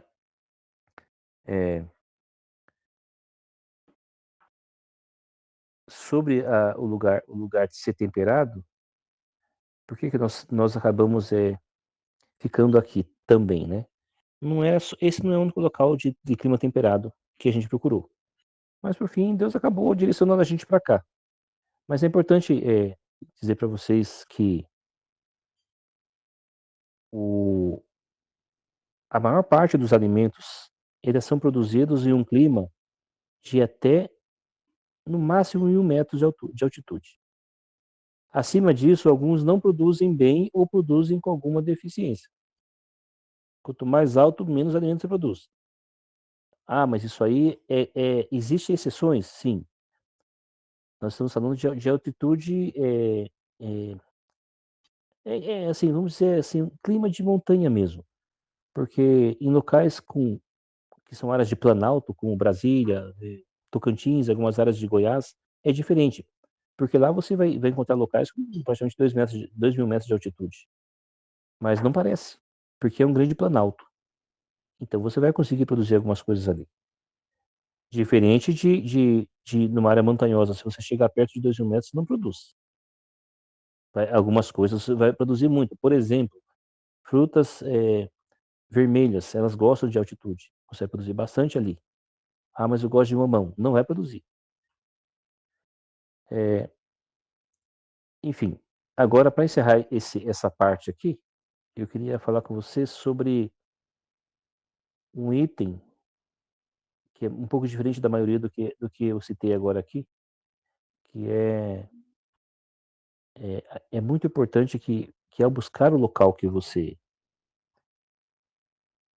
está querendo se firmar, você certifique-se de que em volta você tem acesso fácil e gratuito a esterco bovino. Olha só, 2 itens, esterco bovino e lenha. Gente, por incrível que pareça, tem muitas regiões de interior que são ricas em pasto e você não encontra lenha se não pagar. É coisa rara a lenha. Então tome muito cuidado para não se instalar numa região assim. Porque o pensamento nosso tem que estar lá na frente. Hoje eu consigo comprar um gás. Ou ter um fogão elétrico, alguma coisa assim. E amanhã? Amanhã eu vou cozinhar no fogão a lenha. No futuro, quando eu não puder comprar e vender, é a lenha que vai. É dali que vai sair o alimento cozido, não é? Então a lenha, não é algo que você tem que conseguir pagando. Você tem que conseguir de graça e com fartura. Porque vai muita lenha, gente. A gente consome muita lenha mesmo. Então, verifique isso. E o esterco também. O controle da terra, ele basicamente é feito com calcário e esterco, para nós aqui. O calcário, uma vez a cada 2 ou 3 anos, e o esterco. E eu fiz até uma experiência aqui já, gente. A gente passou 4 anos em algumas áreas sem colocar calcário, e a gente, ao invés de colocar calcário na próxima adubação, a gente colocou só esterco, muito esterco bovino curtido. Resolveu, tá? O esterco ele tem itens que ele substitui o calcário. Resolveu. Mas quando a roça é muito grande, o ideal é colocar um pouco de calcário, sim. Principalmente quando você chegou na terra ali, não sabe quanto tempo que ela está sendo que ela está ali descansando, né? É importante saber isso aí também. Quanto tempo que essa terra está descansando? Se a pessoa passou, por exemplo, a pessoa passou 7, 8 anos produzindo direto. A partir do 6º ano, mais ou menos, é bíblico isso aí. A terra vai começar a perder a capacidade dela. Por quê? Porque se aproximou da época que Deus falou para descansar, que é a cada 7 anos, né? E aí, o homem sabe disso aí? Não sabe, o homem comum não sabe dessas coisas. Ele vai ficar jogando adubo e agrotóxico ali e tudo mais para fazer. Chega um momento que ele fala, rapaz, eu produzi aqui tantas toneladas vamos dizer assim, de morango aqui. Ele produzia tantas toneladas de morango até tanto tempo, agora caiu demais, caiu para metade. Vou dentro dessa terra aqui, vou atrás de outra. O que a terra precisa? De descanso. Então não dá para você chegar ali e já chegar plantando. Sabe? Então é importante saber o mínimo de informação quanto tempo que essa terra está descansando, qual é o histórico dela. Um exemplo para vocês aqui. Nós chegamos aqui, o local que a gente estava há 3 anos com pasto. Mas aí eu questionei os vizinhos também e o vendedor. O vendedor não soube dizer muito não, sabe? Não sabia direito e tal. Mas os vizinhos sabia. Eu falei, o que vocês faziam ali naquela terra no passado? Um dos vizinhos falou, eu mesmo plantei mandioca ali. Plantei feijão, rapaz, mas dava feijão e mandioca ali. Aí depois o dono, ele desistiu de plantar coisas e resolveu fazer pasto e colocar gado. Aí pouco tempo depois você chegou. Então eu falei, opa, tá bom. Então, do cultivo, a terra está descansando. Ela está só compactada em excesso. Foi mais difícil descompactar, né? precisou de trator, porque estava com pasto, um pasto ali que 3 anos ali já. Mas, eu estava tranquilo, porque se ele falasse o seguinte: "Olha, essa terra aí tem uns 20 anos que o cara produzia, alimento ali, aí chegou um momento que não começou a dar, ele decidiu vender". Eu não teria comprado aqui, gente. Não teria comprado, porque eu ia ter que ficar 1 ano, não posso me dar esse luxo de comprar e passar 1 ano. "Opa, o cara não deu o descanso da terra, eu vou ficar 1 ano aqui agora sem produzir". "Ah, tá, Adilson, então isso quer dizer que você tá aí vai fazer 5 anos que você tá aí, e você quando é que você vai fazer o descanso da terra?". Gente, o descanso da terra para quem é proprietário rural de pequeno porte e que produz apenas para o consumo, é diferente. Por isso é importante que você não use 100% da sua terra o tempo todo, sabe. Tem parte da nossa terra que está descansando. Tá lá descansando. Às vezes a gente produz uma roça por ano, né, ela faz uma rocinha lá que dura 3 a 5 meses, e depois fica no mato descansando. Ela não está direto ali, sabe. Então ela vai sofrendo um descanso ali. É muito diferente do plantio comercial. Vamos avançar aqui, gente, que tá 9h24 já, hein. Puxa vida. Vou correr aqui porque ainda tem mais uns 15 20 minutos ainda aqui. Eh, vamos, avançando aqui na parte um detalhe importante que eu queria falar com vocês é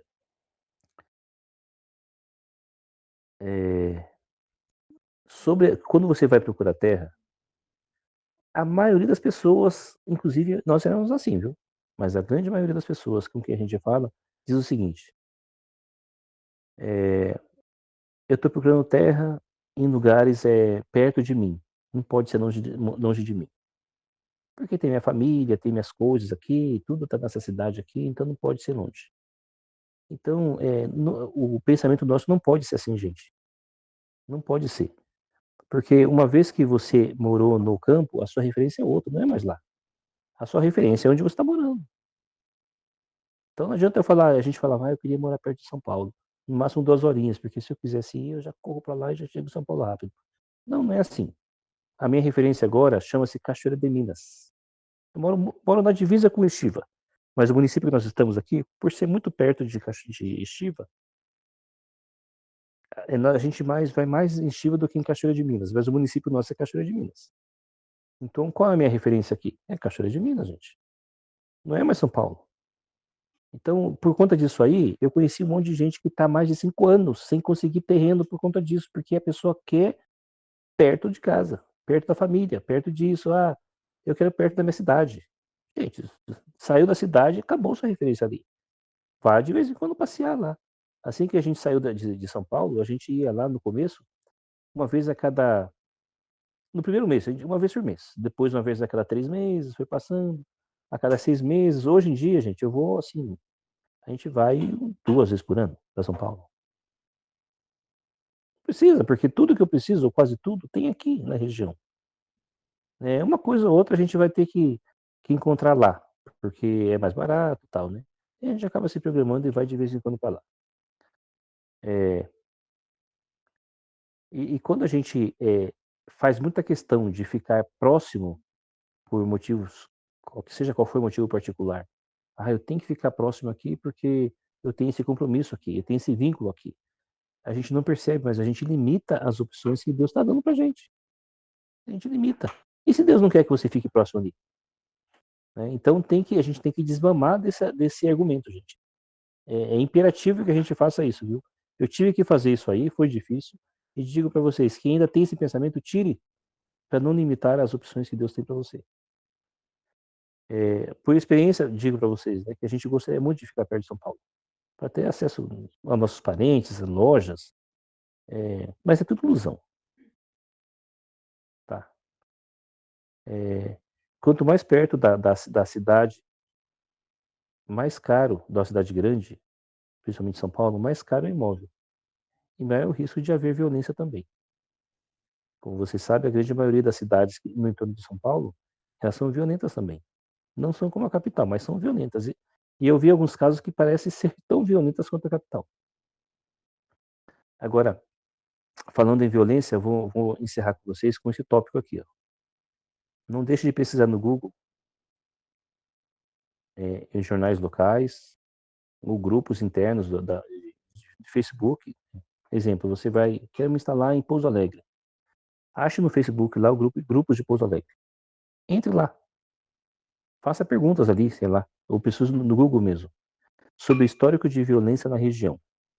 No Google é fácil pesquisar. Essa é uma das coisas que eu mais pesquisava antes de buscar terra em alguma determinada cidade. Eu buscava histórico de violência rural. Eu fazia coisas assim, busca mais ou menos assim, violência rural na região de Pouso Alegre. Eu buscava saber como é esse histórico ali. Eu vi vários casos em que tinha muitos casos, gente, em casos de latrocínio, sabe? E é até interessante também, se vocês procurarem com atenção, vocês vão ver que, em geral, pelo menos no sul e no sudeste, quando a zona rural está sujeita a furto, sabe o item que mais roubam, mais levam? O item mais roubado na zona rural é a bomba d'água.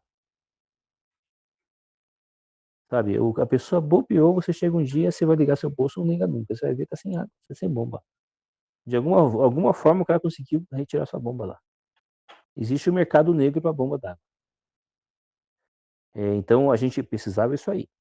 Outra coisa importantíssimo, gostei da região aqui, parece que tem áreas, propriedades que cabem no meu bolso, né? Propriedades à venda. Então, o que eu tenho que precisar ali? Você dá uma perdida nas regiões. Você vai se perder mesmo, porque é cheio de labirinto, né, as zonas rurais, né?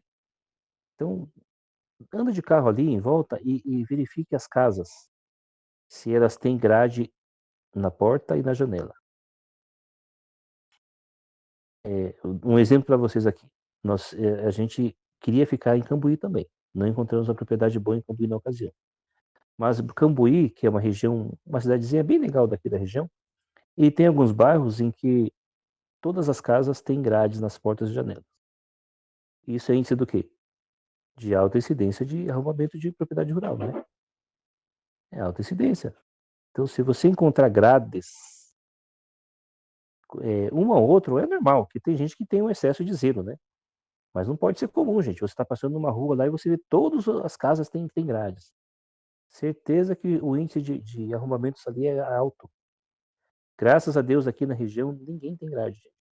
Ninguém. Aqui é um local muito tranquilo, mas não é incomum. Você encontra vários municípios assim. Não sei dizer porque alguns são e é assim e outros não são. Mas é fato que se você pesquisar, você consegue filtrar bem isso aí, viu? É, já falei da bomba d'água, né? O item mais comum, que é mais furtado nas propriedades rurais, é isso aí. Bom, gente, não vou me alongar mais aqui. Já deu 9h30 e, e eu vou só fazer um resumo aqui agora para vocês dos próximos assuntos que a gente vai abordar no próximo sábado. Tá? A gente acabou entrando num acordo com a irmã com quem a gente organizou aqui a, esses bate-papos, que o ideal para a maioria das pessoas participarem é sábado e domingo à noite. Se por acaso a maioria de vocês achar que dá para ser durante a semana, a gente organiza e antecipa tudo, porque estamos programados aqui para ir todos os sábados e domingos até o fim de março, tá? Então, para ter uma ideia aqui, no dia 7 falaremos sobre uma escolha do terreno rural, com o que você tem que ver na terra, você já sabe a região que você quer. Puxa, eu gostaria muito de instalar aqui. Sentir segurança, paz da região, acho que deu certo eu fico ali. Deixa eu procurar aqui, vamos ver se tem alguma coisa que me agrade. Então, o que você precisa ver num terreno? O que é essencial que você veja? Que você não pode deixar de anotar ali. E se o terreno que eu for escolher tem casa? O que eu tenho que ver? Aí a pesquisa na propriedade é mais detalhista ainda. Tem que ver uma série de coisas para você ver, para que no futuro você não tenha prejuízo. Tá? Lembrando que se você tem, a recomendação é a seguinte, se você tem um valor X para comprar um imóvel, você não pode utilizar todo esse valor. Tá? Não, para o meu terreno eu tenho 100 mil. Não use 100 mil. Use menos, gente. Você vai deixar um pouquinho, porque alguma coisa emergencial você vai ter que fazer de imediato. Sabe, é muito raro, é raríssimo o caso que você não precisa fazer. Você vai ter que fazer e vai gastar. Nem que seja reformar a cerca, fazer um outro portão, gradear todo o terreno, estruturar a água, puxar energia, você vai fazer algumas coisas lá e você vai gastar. Então, o dinheiro que você tem, assim, eu tenho 200 mil, vamos dar um exemplo assim, tenho 200 mil, 100 é para o terreno e 100 para casa. Não dá para ser assim, gente. Cuidem, tá? O ideal é que você coloque ali, separe ali uns 20% para você completar a infraestrutura do terreno, e também na hora de construir, separe também os 20%. Ah, mas eu preciso do valor total, senão eu não consigo construir do jeito que eu quero. Mas então não construa, gente. Então não construa do jeito que você quer, porque você vai ter um gasto excedente ali, que ele geralmente é no mínimo 20% a mais. Ou seja, o que é 20% em cima de 200 mil? No exemplo que a gente deu aqui, 100 mil do terreno e 100 mil da casa. 20% é quanto? 40 mil. Então, em média, você vai ter esse gasto aí, acima. Daí você vai acabar se descapitalizando de outras coisas para poder suprir essa necessidade. Então, não use todo o seu recurso para comprar 100% do seu recurso. Tá? A não ser que você já tenha, algumas coisas já estejam avançadas, já tem um plano bacana de instalar a infraestrutura. Tal. A gente vai falar sobre isso, tá? Sobre como instalar uma infraestrutura básica no terreno, os gastos aproximados que você vai ter ali e as vantagens de você instalar ela em conjunto. Tá? Você instalou com outros moradores, vai ser bem mais barato. Vou dar um exemplo aqui. Recentemente a gente ajudou uma comunidade aqui, 4 pessoas, compraram 4 terreninhos lá, muito bom, bonito, local demais ali. Já tem 2 casas lá. E foi uma dor de cabeça para instalar energia, porque a energia está meio longe dali. E eles gastaram 40 mil reais para instalar energia. Acharam muito caro, só que quando você divide por 4, deu quanto cada um? Deu 10 mil, né? Pois é, nós gastamos 20 mil aqui. Não tinha com quem dividir para puxar energia, nós gastamos 20 mil aqui. Futuramente falaremos mais sobre isso aí, tá? No dia 8 do 3, terminando aqui, dia 8 do 3, a gente vai falar sobre planejando a construção do campo. Isso é para quem deseja construir, tá? Vou dar umas dicas de como você construir com alguma economia. Que materiais você vai utilizar, dependendo da região que você está. Se é uma região fria ou quente, tá? E vai ser no dia 8, que é o próximo domingo, vai ser planejando a construção e como você montar a planta do seu sítio, da sua propriedade. Você já tem a propriedade. É muito importante que você faça uma planta dele. Tá? A planta dele, ali você tem o local da casa, o local do acesso, vai ter os pontos de infraestrutura, de fossa, de água, energia. Você vai ter a área de plantio permanente e a área de plantio sazonal. A permanente você praticamente não mexe, é o mandiocal, é o bananal, é o canavial. Você não vai mexer ali. Você vai dar manutenção só. Mas você não vai poder plantar com aquele espaço para plantar outra coisa. Então, aqui a gente chama de área de plantio permanente. Essas áreas ficam na extremidade do terreno, não pode ficar no meio, fica sempre nos cantos, para não atrapalhar o seu fluxo com as outras áreas. Né? E a área de plantio sazonal, que são o quê? É o que você planta, recolhe, planta, recolhe, planta, recolhe. E essa área aí a gente planta arroz, feijão, milho, soja, trigo e por aí vai. Mas também temos uma outra área de plantio permanente, que é a área do pomar. E, e também ele tem que ficar de um jeito que o acesso seu para a sua área de plantio sazonal não seja prejudicado pelo pomar. As plantas crescem, no começo é fácil passar no meio ali, mas se você não deixou um corredor ali, depois que as plantas crescerem, elas vão atrapalhar você, ou você vai atrapalhar elas. Então, por isso é importante você ter a planta certinho ali, planejar aquilo, para não ter que ficar fazendo adaptações depois, tá? Vamos lá então. 14/3, a gente vai falar sobre planejando a autossuficiência alimentar e hídrica. Esse é um assunto que eu gosto bastante. Tá? Quais são os alimentos essenciais que eu devo ter em casa para eu garantir uma nutrição mínima adequada? Tá? Se eu não tenho muito espaço para plantar tudo que eu queria, que alimentos eu devo priorizar? Então, eu vou passar para vocês isso aí. Quais os frutos? Quais as raízes? Quais as hortaliças? A gente já teve aqui quase 30 variedades de hortaliças plantadas. Mas se fosse para priorizar algumas, a gente teria no máximo umas 8. No máximo umas 8. Sabe? O resto que a gente tinha vontade de comer, e ver se dava aqui, de vez em quando dá vontade de comer aquele tipo de hortaliça diferente, mas no caso de necessidade, a gente vai ter que reduzir. Então, quais são os alimentos básicos que a gente deve priorizar?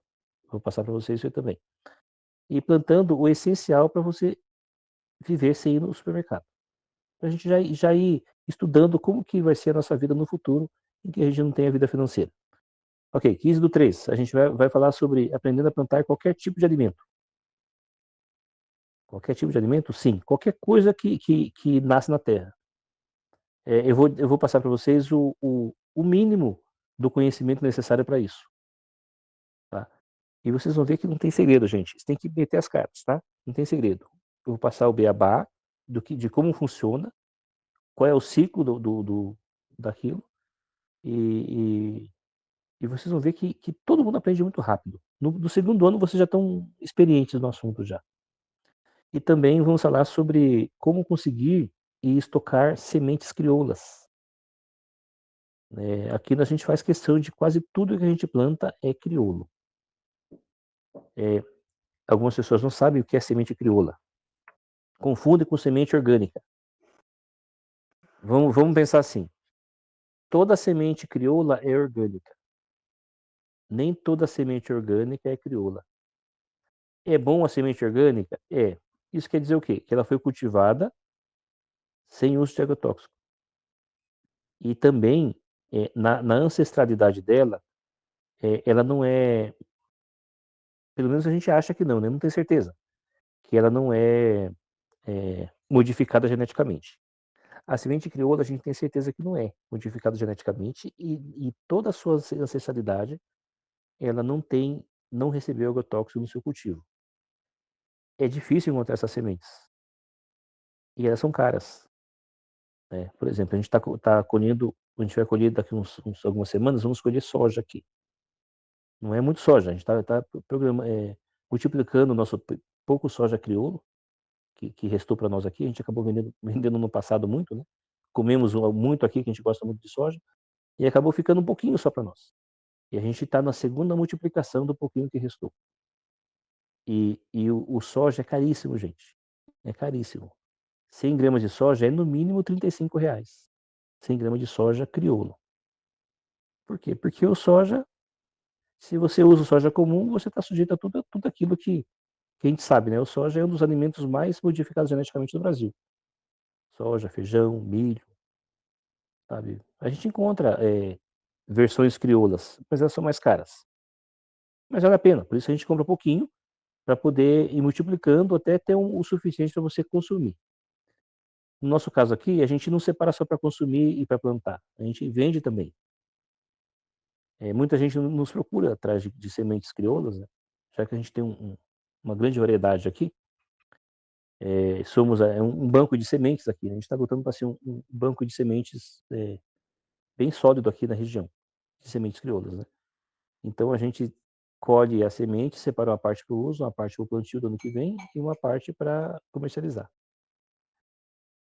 No dia 21/3, vamos falar sobre ideias de sustento e geração de renda no campo. O que tem dado certo em algumas regiões? Como você pode aproveitar, às vezes, uma capacidade que você tem, ou que o seu filho tem, ou às vezes até os pais, para conseguir gerar renda, tá? Vou trazer alguns exemplos para vocês de pessoas que a gente viu, né? Da gente mesmo aqui também, e de pessoas que a gente viu que conseguiram fazer uma renda de modos assim surpreendentes, sabe?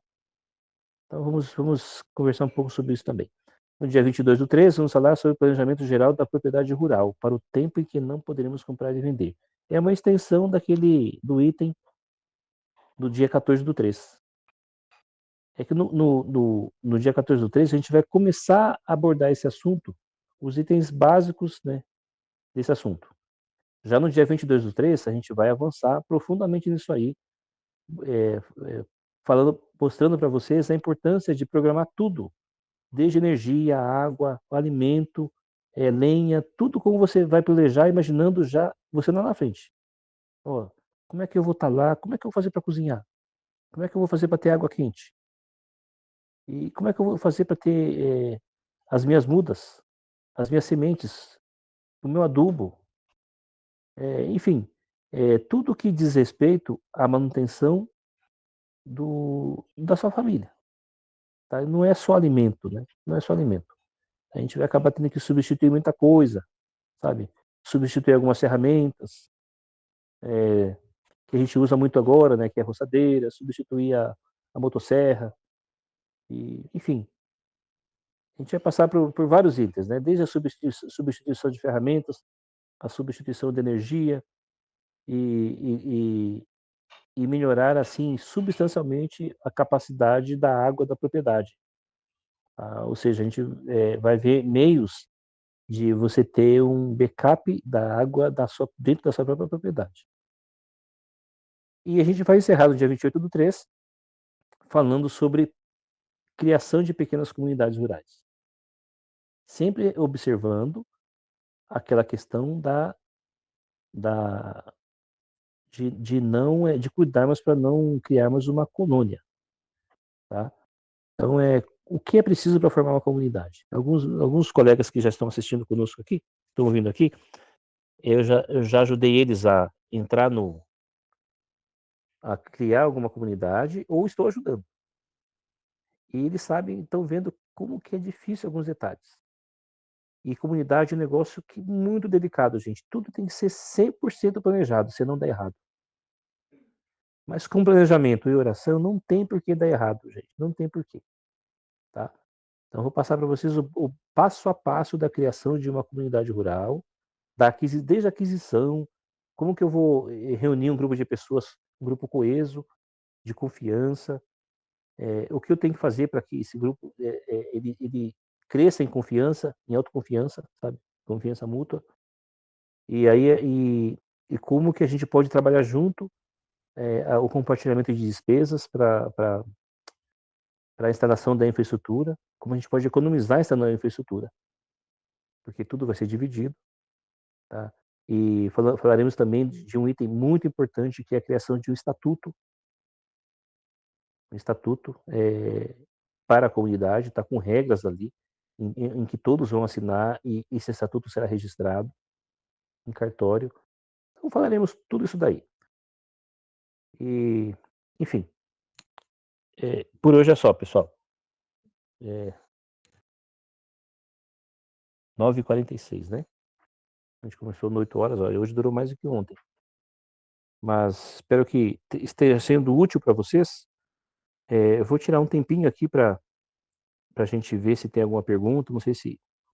Acho que o ideal é que vocês escrevam mesmo, né, gente? Porque daí eu vou lendo os temas ali e vou respondendo ali, tá?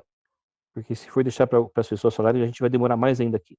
Então, quem tiver alguma pergunta específica do tema que foi abordado hoje, escreva no chat ali. E a gente vai tentar responder agora, tá? Irmão, o senhor vai falar de formas de pagamento do terreno? Falaremos sobre isso também. Mas vamos adiantar que a aquisição de um terreno rural, ele, na maioria das vezes, ele tem que ser pago à vista, tá? Na grande maioria das vezes. É possível negociar. Algumas pessoas aceitam negociar, gente. Eu conheci vários casos assim, tá? Mas digo para vocês que a grande maioria das vezes é à vista. A Luciana está perguntando aqui, falar sobre placa solar, se é recomendável, sobre as taxas fixas. Falaremos sobre isso também, mano. Tá? Vamos falar sobre mais para frente sobre isso aí, mas a placa solar, ela é boa hoje, ela é boa para todo mundo que quer economizar energia, porque a pessoa vai utilizar, a maioria das pessoas, elas utilizam o sistema chamado on-grid, em que todo excesso da produção própria, ele volta para a rede e isso se converte em crédito para você. Então, no caso, o que acontece? As pessoas acabam não pagando energia, a energia de fora. Mas se o nosso projeto é nos preparar para a situação do futuro, então haverá um momento em que o ideal para nós é o sistema off-grid, em que é aquele que você não está vinculado com a rede elétrica. Só que esse sistema, ele acaba... O que encarece esse sistema? O que pode encarecer ele é a bateria. Tem dois tipos de bateria comum. Tem a bateria comum e a de lítio. A melhor bateria, que exige bem menos manutenção, é a de lítio. Só que essa bateria é cara. Ela é bem cara. Tá? Então, isso é, isso é uma coisa que as pessoas precisam pensar bem, sabe? Aqui mesmo, eu gostaria de ter um bom kit off-grid. Não vou conseguir ter o que a gente queria ter. A gente pretende ter aqui um kit que seja suficiente para nos dar 2 tomadas e umas 4 lâmpadas. Só isso. E de modo que a gente possa de dia ligar a geladeira e à noite a gente vai deixar desligado. É algo assim, sabe? Mas fora isso, nós temos e recomendo, nós temos aqui o aquecedor solar, que aquece toda a nossa água de banho e a água das torneiras também. Tem água fria e quente. E também temos as placas para a bomba d'água. Isso é uma coisa que recomendo para todos que tenham 2 bombas. É difícil isso aí, mas se você estiver na comunidade é mais fácil, tá? Para você gastar menos. Você vai ter a bomba elétrica e a solar. Mas falaremos mais sobre isso depois. É,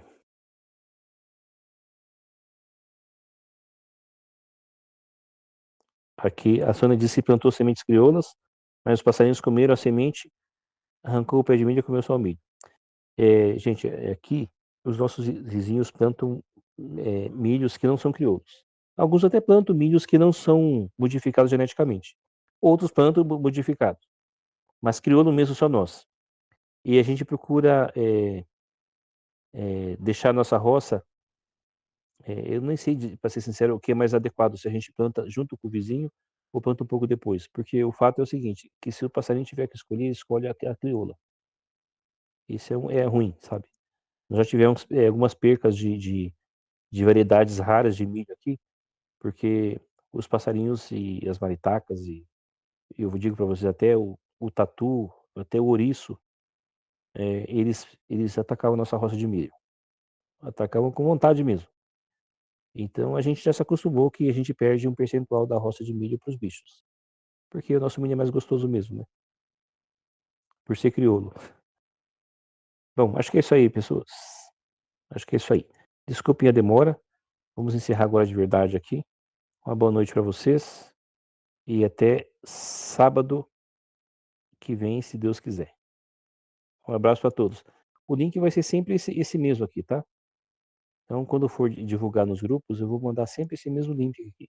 Então, vocês que já estão aí, devia ter dito isso mais cedo, quando tinha mais pessoas no grupo, mas vocês que estão aí já sabem. No próximo sábado é só entrar às 20 horas que a gente vai estar nesse mesmo link aqui. Boa noite a todos e um abraço para vocês.